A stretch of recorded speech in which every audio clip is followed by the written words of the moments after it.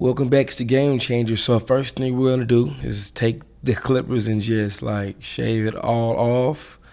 You see the focus in my face. I'm serious. Now this is, hey y'all, what's up? It's the GameChanger. Today I have my son with me at the shop. This is my little one. This is the future me, but better. He loves to do everything his daddy does. His name is Kai. So I got him a little mannequin, and while I'm working, he's cutting his little mannequin. You see him switching the clippers out? Like, I want to cut hair, Daddy. I'll be at home. I want to go to GameChanger, Daddy. I want to cut hair. So today he got to come set him up a little mannequin. And while Daddy was cutting, he was cutting. He was watching me and did what I did, probably a little better than I do it. So, yeah, I just want to let my son let him shine a little bit. All right, so let's get started. Oh, look at him calm. That's my baby right there. All right, let's get started on the tutorial. So, as you can see, this is my boy D. He came in, his hair's thick. He hasn't had a haircut, I think, since September. Now, this might look like some fluff, some thick, beautiful hair, but man, he got some waves under here. Now, the difficult part about this, what we're gonna learn in this video, first off, he has some thin edges, you can see right there on the temple lobe right there, you can see right there, very, very thin. And in the back, he has a plethora, I mean, a lot of growth patterns, sideways, up, down. I mean, it is a lot to work through. So I'm really excited to show you all how to work through that. When I tell you it's tough, because it's nothing like with that back taper having to fade multiple growth patterns, and I mean distinguished. Sometimes a client might have a multiple growth pattern, meaning they might not grow down, it might go slightly to the side, but when I tell you this man had grow up, down, side, back, very thick. Now it's a facade, because if you was to look at his hair on the street right there, you would think, oh man, bro got a little fro, but really watch this first stroke, moan in silence. Oh, look at that. Well maintained, well oiled, beautiful, man. This is an art, man. Waving and maintenance is an art. So it's my job as an artiste, you know what I'm saying, to make sure I maintain and preserve and make sure that all his hard work over the last 3 months wasn't in vain. 3-4 months, whatever it was. So I'm very cautious. Now, he also has some thin spots behind his ear. So when you're cutting a waver who's been woofing like this, it can be difficult, because sometimes when you use a one-size-fits-all guard, like I'm using the tool right here with the ceramic blade, when you cut behind the ears, the nape of the neck, you can actually gap it, because their hair, sometimes with wavers, they force their hair to grow a certain way, and their hair might not naturally grow that way. So when I cut it, and I cut it the way that they actually brush it, I can gap it. So sometimes what you can do to make it easier on yourself, take a larger guard. See, behind his ears is a little thin, especially on the other side.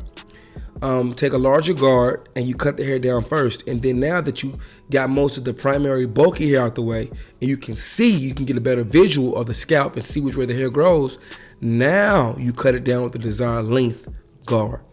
Just a tip. But what do I know? You know, look at that. Waves are nice. All right. See, as I cut down, I'm just very careful. But you can kind of see what I got to deal with at the back of the neck.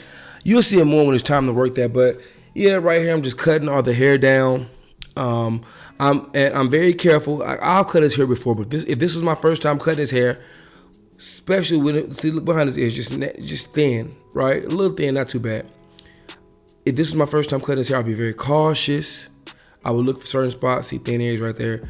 I would just look for problem areas, thin spots, bulky spots, no hair spots, multiple growth patterns, cowlicks.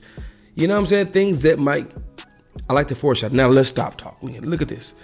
Man, he has so much growth. And then not only does he have multiple growth patterns in the back, his do-rag line.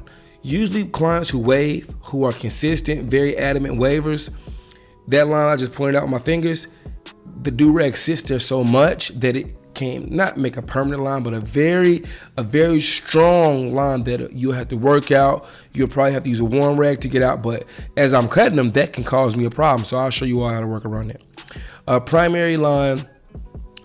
Now this is the secondary line. Secondary line, same technique I do, you know, with clients who are not waivers. Now, even with multiple growth patterns, see, I just rotate the clippers different ways. See how I'm going against? I'm going out to the right. Then I will go out to the left. I find the growth pattern. I go against the grain of that growth pattern. Now, if you look at my offhand, the hand with the comb in it, I use my thumb.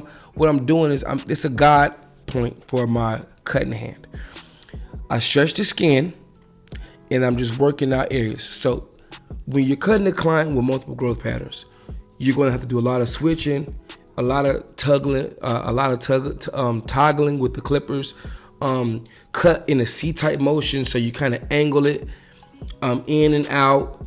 You really just what you want to get to where you can cut against the grain of that growth pattern. Or sometimes what you can do is actually close the lever a little more. If you're not going to go against the growth pattern, like let's just say if I'm going up and down, but the hair grows side to side, I'll close the guard a little more, and I'll be more dedicated, or I'll be a little more firm with my stroke. All right, so that's kind of how you work that. Let's see, and so cutting the primary, so blending that primary section in isn't the most difficult part. The most difficult part probably would be debulking, because I'm turning the clippers this and that away, this and that away. What am I saying? All right, this is going to be one of the videos where I do probably a lot of talking, because I'm in a good mood. I'm going to give y'all a memoir, just notes that I see throughout. So just brace yourself. Yeah, and see, I'm using the corner of my clippers too. Like when you have clients that have multiple growth patterns, utilize every point of that clipper. You need to cut out more hair, use the middle. You need to hit a certain area, pinpoint, use the corner. All right, I'm going to let you all watch. I'll be back in a little bit.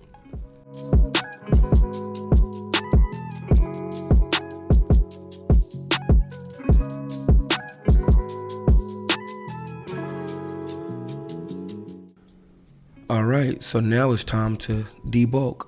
You see, I put my grown and sexy voice on when it's time to debulk. That's the big boy stuff. All right, let me stop playing. All right, so now I'm taking my 1.5 and I'm debulking. Debulking is basically, I'm not cutting the hair down, I'm thinning the hair out. So I guess I'm technically cutting a little bit of hair off, but the primary focus when I debulk is to make the workspace or the area that I need to blend together, which is that secondary line right there that you see. I need to blend that in with the light hair or the primary section that I just did. So to do that, I need to make my job easier by debulking. Now I'm running into the issue of this do-rag line. My man has inconsistent densities in this area. His occipital bone is kind of protrudes in one spot a little more. So what I'm doing is I'm taking my time and I'm point hitting. What I mean is I'm debulking certain areas at a time. I'm taking my time. I'm not just rushing through the clippers and doing the same thing on one side as the other. I'm actually taking my eyes and I'm looking and I'm using my comb to comb out certain areas, and I work those areas a little bit at a time. That's it. Now, you can understand when you're cutting a waver too, they're very sensitive about the progress that they created. So I can't just go deep into his wave pattern. So I take my time, I hit certain areas, and I comb a lot more. When you're dealing with hair that grows certain this way, that way, left, right, up, down, side, side, comb it back until its natural growth pattern. I apologize. So that way, you can actually cut it against that growth pattern, all right? You all watch me finish debulking, process what I just said. I'll see y'all in a little bit. Well, I couldn't really be going that long. So for the newbies, what I'm doing now is I debulk with the 1.5. Now I'm using the 1. See how I'm kind of angling the clipper toward opposite way of the growth pattern? So when you cut against the grain, what happens is this. You actually get a cleaner cut. More hair comes off. Now, if I cut with the grain as I'm fading, it's a very difficult and tedious process. I like to make the process easy as possible. Simple, clean look, right? You don't have to, listen, there's intricacies in cutting hair. But if I can break it down to you, first off, as much as possible, but as simple as possible, that's it. You know what I'm saying? So go against the grain. I'm using the one guard. So instead of just going right in with the one guard, because I could see somebody saying, why wouldn't you just go right in with the one guard, sir? And I would say, when you're dealing with very bulky, thick hair, it's so difficult to get a consistent, clean cut in a shorter amount of time. So if I went from a 2 guard, 1.5, 1 guard to no guard, I'll get a smoother blend faster than just going right with a 1, because now I have to make sure I don't cut off too much from the section. You know, it's just a lot of little nuances that you want to avoid. So yeah, you all watch me. After I put this 1 guard on, I'm going to come back and actually blend these 2 sections together. This is the Tiger Claw method. That works really good too when you're going with hair with multiple growth patterns. So after I use the 1, I'm coming back with the 1.5 with my no guard on my Babbleless FX, and I think I'm about to do it right now. No, I'm not. See y'all soon.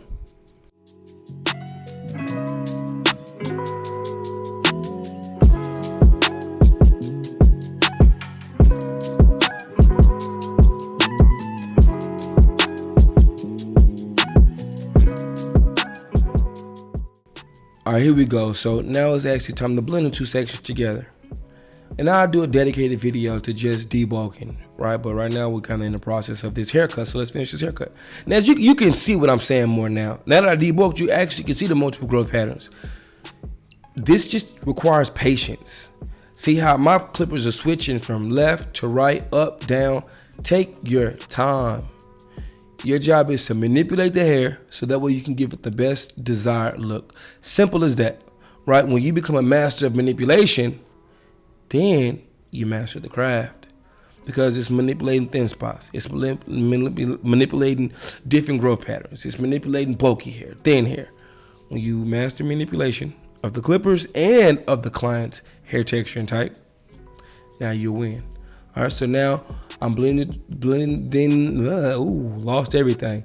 I'm blending the sections. You all watching, I see you when it's time for that side taper.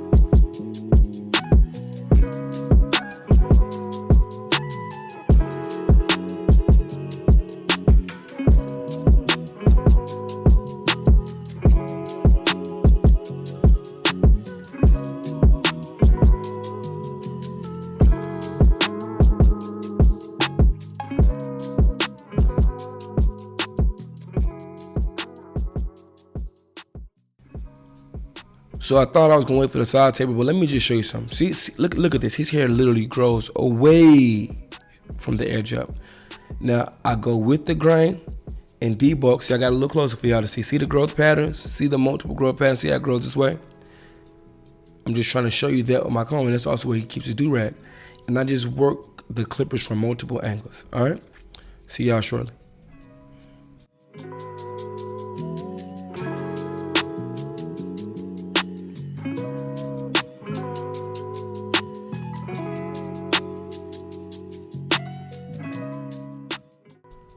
All right, so the side taper is a very similar process to the back. It's just a smaller workspace, and since his waves do come down deep into closer to his edge up, I'm very mindful again because I want to keep as much progress as that he has as possible.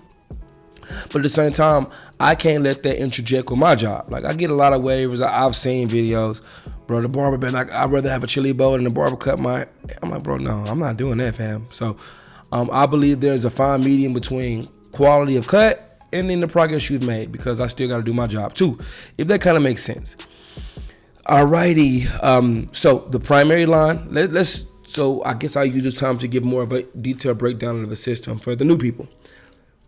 I do a two-line system. The primary line, which you just saw me put in with my trimmers. The secondary line, which you saw me put in with these clippers right here with the red guard on the handle, right? Now, what this does is it creates a neat workspace. The primary line, which is the first line, that's the primary line, first line. Secondary line is the second line. I work that line second. Then you have that space, which is the light hair, that's the primary section. The dark hair where my thumb is the secondary section. You get a full fade when you blend those two sections in with those two lines. Is it necessary? No, but it just makes the job easy. Like, it's like a blueprint or outline. It's like building a house. When you build a house just from like, oh, I'm gonna just get some wood and I'm gonna put these pieces of wood together, it's much more difficult than just saying, hey, listen, this is the paperwork, this is the blueprint, the studs go here, the base go here, the foundation is this, right? Same way I approach a haircut. I blend the primary section, then I debulk the secondary section after I debulk with usually a 2, 1.5, 1. Then I blend it all together, which gives me a nice fade. I debulk because the lighter the area, the easier to fade. I'm really just basically giving you a breakdown of my system in layman's or simple terms. Right here you see the white guard, which is the 1.5. Now, I'm debulking. I'm taking away the thickness. I'm taking the thickness away from that secondary line. Because as long as that secondary line isn't thick or caked with hair, then I can blend it in easy. Simple math. 1 + 1 is 2. So that's why the majority of my debulking is on that edge up line, or is on that secondary line. My offhand, the reason why you see my hand on his head, I'm pulling the skin away. The reason I'm pulling the skin opposite away from where I'm fading is because the tighter the surface of the scalp or the skin, the easier it is for my clippers to cut the hair off that surface. If you have a surface with loose skin or a loose scalp, it moves with the clippers, which in turn makes it difficult for the clippers. All right. So now the way I cut, see, look, it's coming together nice and smooth right now. What I did with that thin spot was I basically just debulked around it for the most part because it was already thin. Now you see the way I'm making these waves pop because this fade is transitioning smoothly. It's about to be nasty at the end, I promise. Y'all continue to watch. See, I'm just showing you where the light spot is and how I work around it. I have a very special tip for you on the edge up. What I'm going to do after I taper this in actually is I'm going to put a warm rag on to lay those waves down. It's been 3 months since they've actually laid flat since I cut a 2 on there. I'll put a warm rag with this hair texture to work well. Then I'll come with the edge up and we're going to turn up. I'm going to see y'all there. Don't meet me there, beat me there.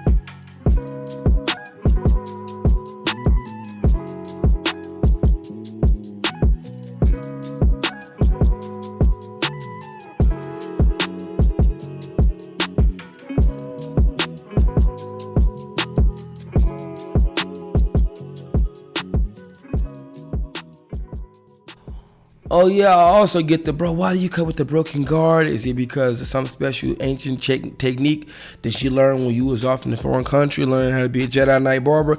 No, really what happened was I just broke the guard. They don't make this one like I like it anymore, so I'm not letting this guard go. The reason why the guard doesn't gallop or cut the client when I cut him is because just the tip of the guard is broke, not the back end, which actually protects the blade from the client. That's why. I get that question a lot. I never answered, now I'm answering it. It's not an ancient Chinese secret that I learned when I was off in Africa, going through my tough training to get magical powers to be the best barber in the world. Wink, wink.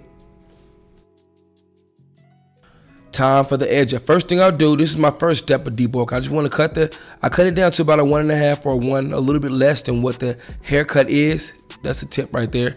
So that way it lays better because over curly hair kind of curls away from the edge up. I'll put the warm rag down and I'm about to debulk his edge up more with the razor, and I'll tell you why in 3, 2, 1. I think is right. No, okay, well, see y'all in a little bit. Literally about 4 seconds.